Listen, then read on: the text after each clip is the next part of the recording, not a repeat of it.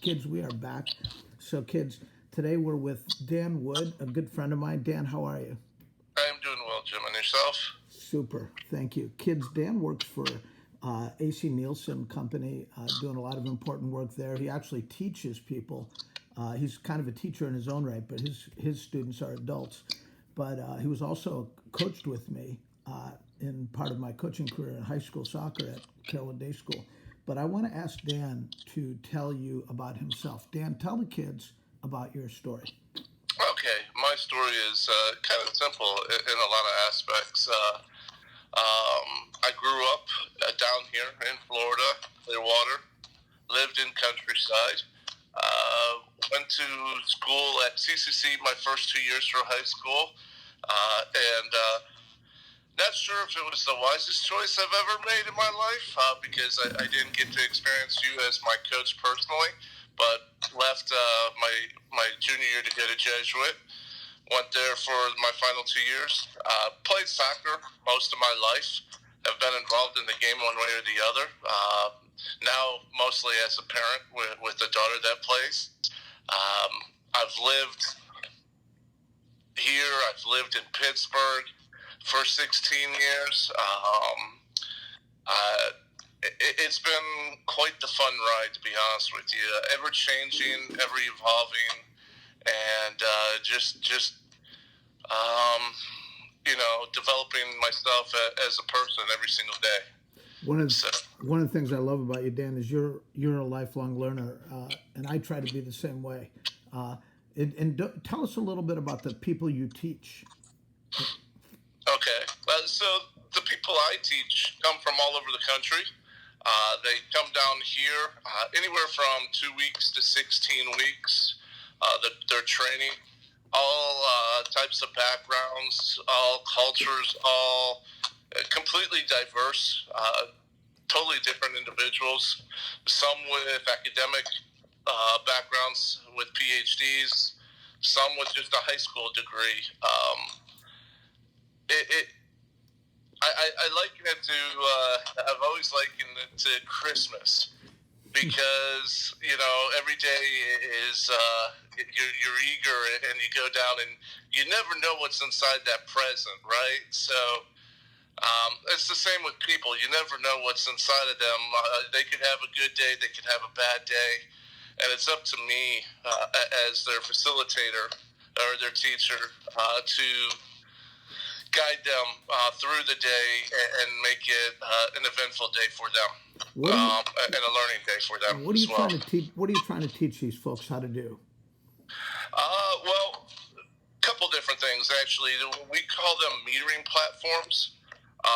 This is where those that watch television, we put equipment inside their televisions, inside their other equipment.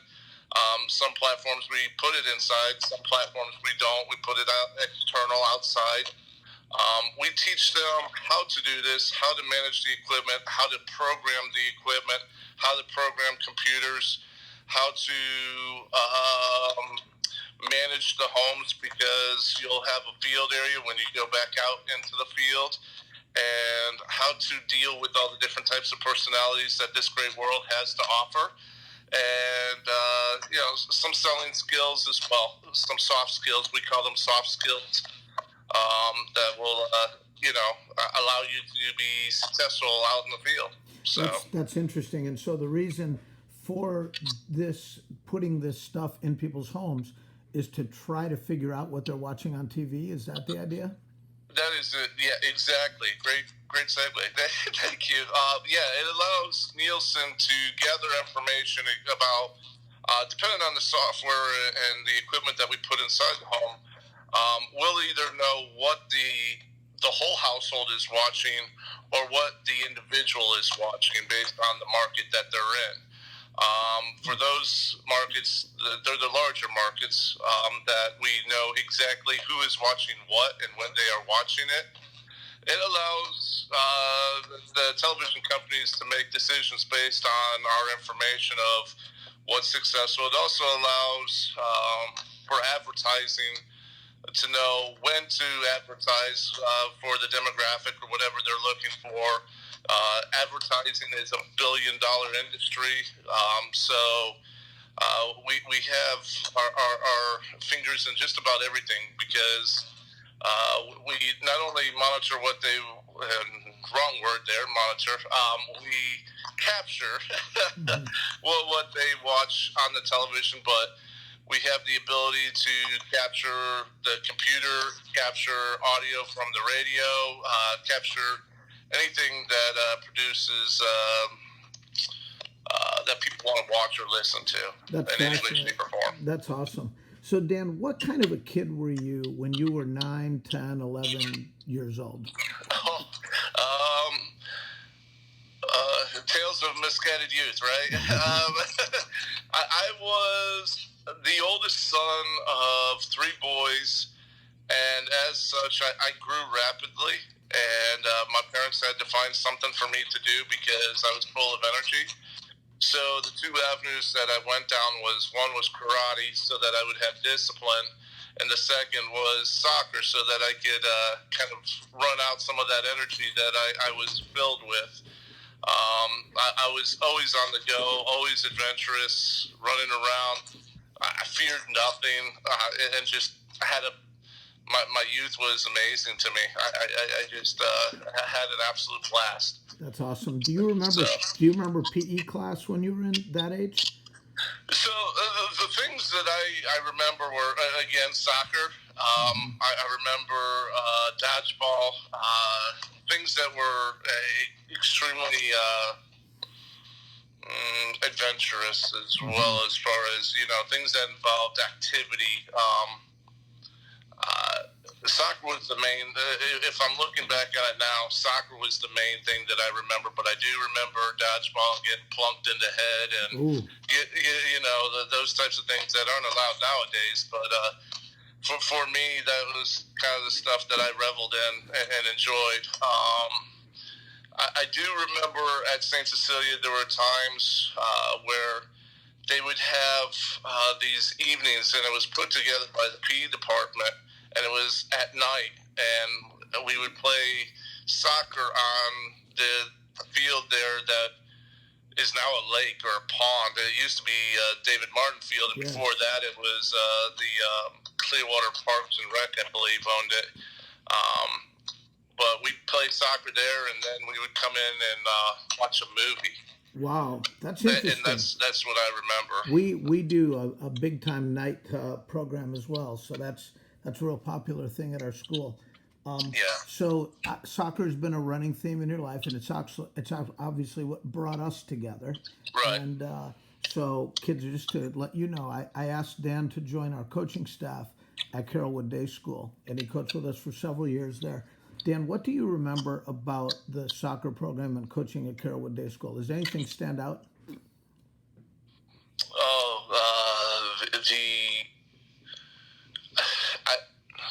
To me, everything is about fun and discipline, and these young men that were there were so respectful, so smart. They were brilliant, and the amount of respect that they showed at all times, not just when we were watching, but in times when we weren't watching, and how they carried themselves. That they were willing to try anything, that they went boldly, as we like to say. Did they, fail? Yeah, we all fail, right? But that it's how they carried themselves after they failed that I distinctly remember, that they picked themselves up, that they, as teammates, they helped each other out through it. I remember, the tragedy that occurred as well, and how everybody rallied around the one player. Actually, around all of them that were involved. It was, to me, it was an amazing experience of humanity, of the way things should, as far as I think. it's even at Jesuit, we didn't have, the amount of confidence in each other as far as, it's the only school that I know that doesn't have lockers. That just sticks with me, how they don't have to worry about people, taking things that isn't theirs, that there's that much respect for each other and other people's property. And, that's the locker thing. Really, I don't know why. That's just one of those things that from that point forward, I knew the caliber and the character of these young men, and their willingness to learn. It was just they just were like sponges. They wanted to, what else? You know, And that's what I love. I think it's fascinating that in the time that you're talking about it all, you almost never really talked about soccer, but instead you just talked about the people and how they were and how they acted. And I think that's important. Kids, just so you understand what Dan is talking about is at Carrollwood Day School, they don't have lockers. They just leave their stuff out in the open, but they know that no one's going to steal it. And that's They have baskets. Yeah, it's amazing. It really is. It was. Their iPads would be out. I mean, everything is out. Their wallets.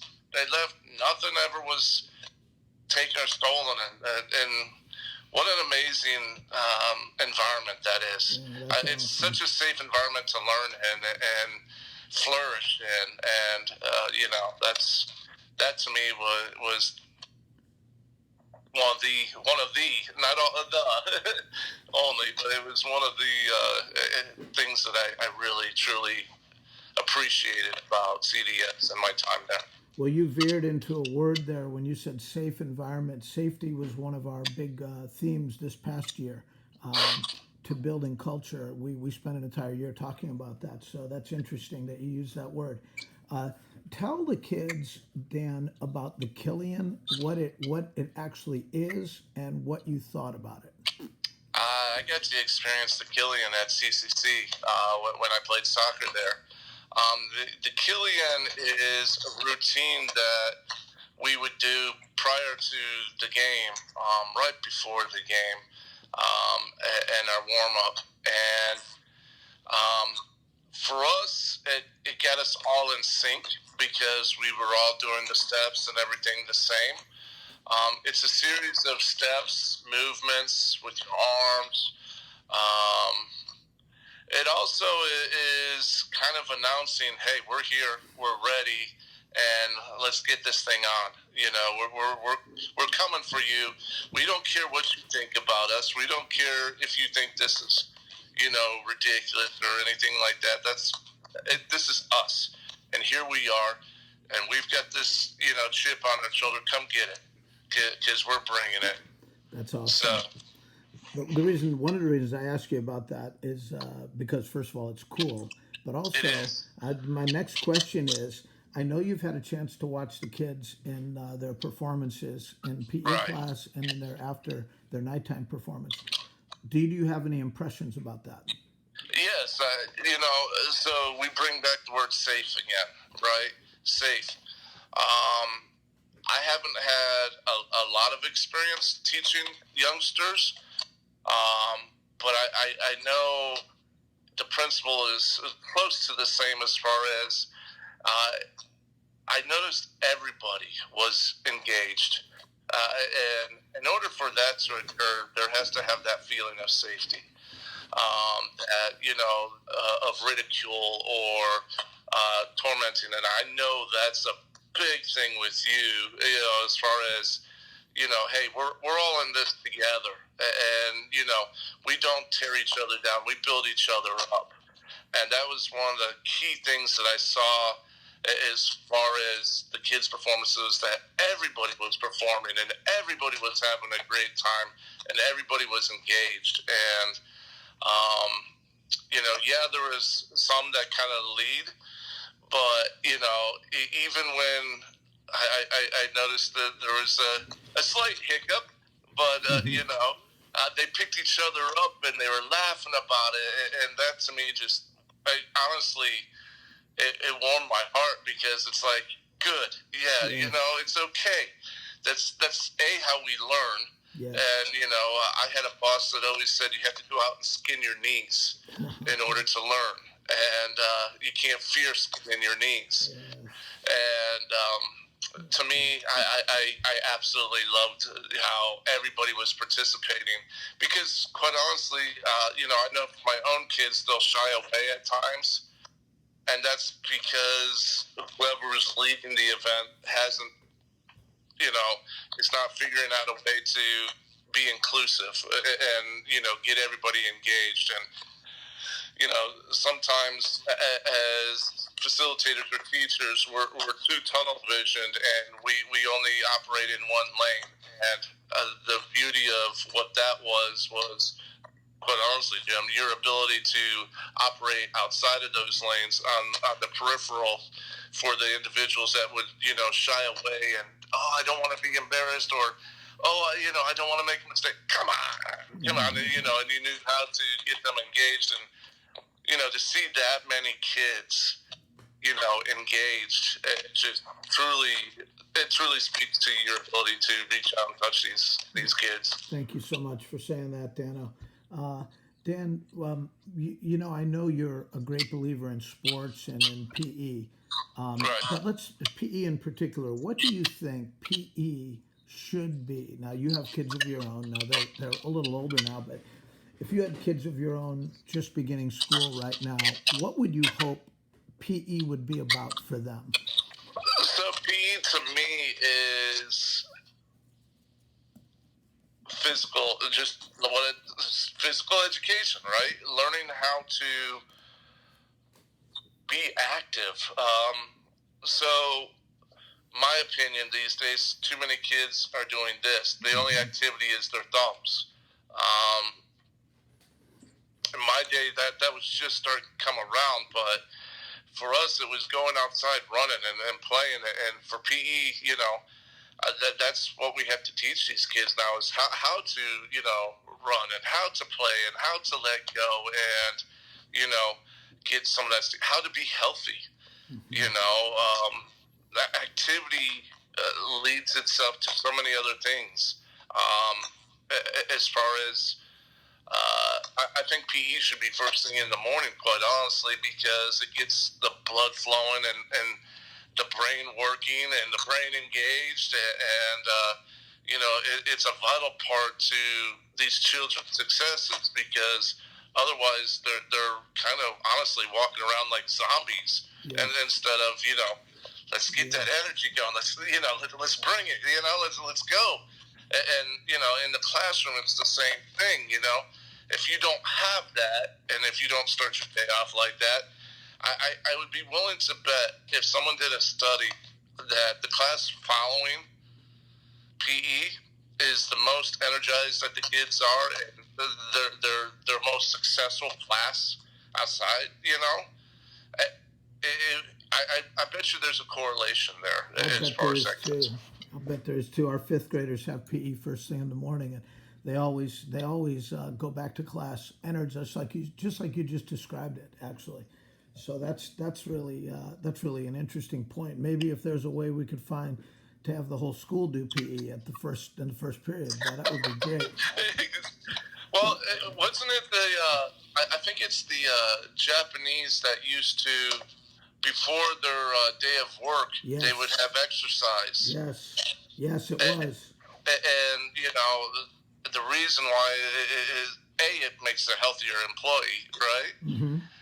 And B, it gets them going and gets them engaged and functioning as a team. And whether it's a job at Nielsen or a teacher at Cypress Creek or whatever, you all are one. You have to function as a team in order for these kids to be truly well-rounded and successful. If there's one cog that's off, then there's a breakdown in the process, and it's not the best experience for the kid. Yeah, no doubt. I remember being affected when I read that. Those Japanese companies that had their employees doing those exercises, I thought that was powerful. Dan, Yes. Dan, I want to ask you one more question.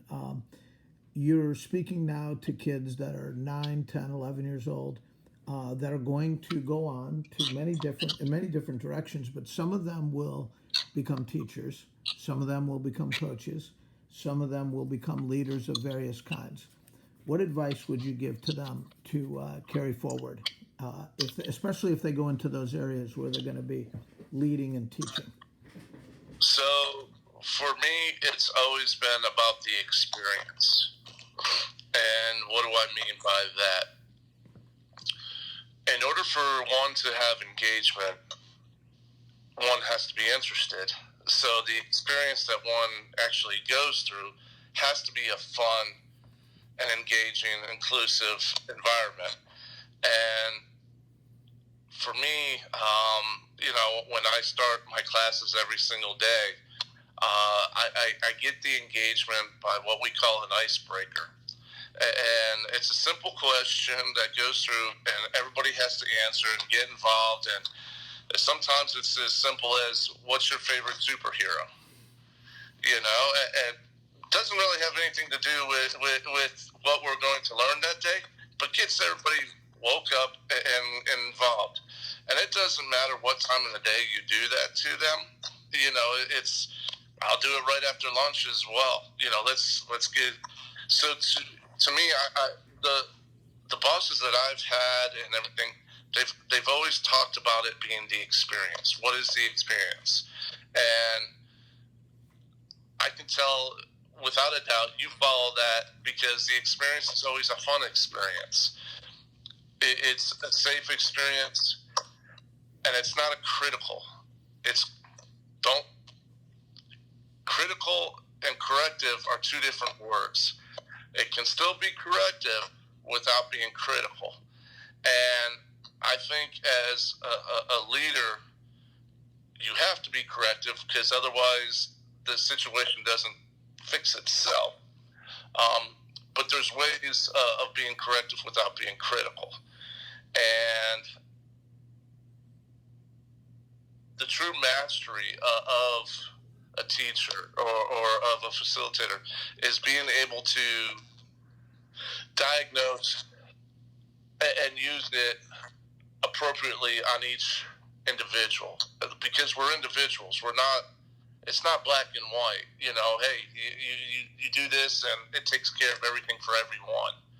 So for me, it's always about the experience, and always has been. Whether my classrooms, I can remember classes back in high school, and the ones that I remember are ones that I've had distinct experiences in. And I'm not talking about the amount of time when I talk about experience. I'm talking about events, what occurred in the classroom. And one of the things, my job used to entail condition of employment testing for these individuals.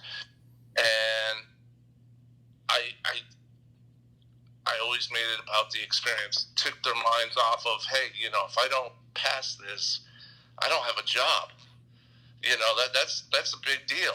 Mm-hmm. Someone just gave up 7 weeks of their life, and if they fail this, they no longer have, employment.